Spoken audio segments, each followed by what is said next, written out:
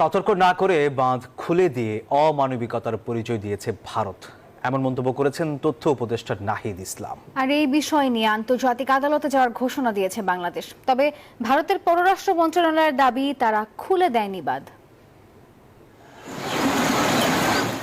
ফেনী, নোয়াখালী, কুমিল্লা থেকে শুরু হয়ে পূর্বের সুনামগঞ্জ ও পার্বত্য অঞ্চলের খাগড়াছড়ি পর্যন্ত অকালের ভয়াবহ বন্যায় ভাসছে মানুষ। দেখা দিয়েছে চরম মানবিক বিপর্যয়। অভিযোগ, ওই পারের ত্রিপুরায় একটি বাঁধ খুলে দিয়েছে ভারত। বিষয়টা নিয়ে ব্যাপক আলোচনা সমালোচনা চলছে নানা মহলে। এ নিয়ে বৃহস্পতিবার জরুরি বৈঠকে বসে উপদেষ্টা পরিষদ।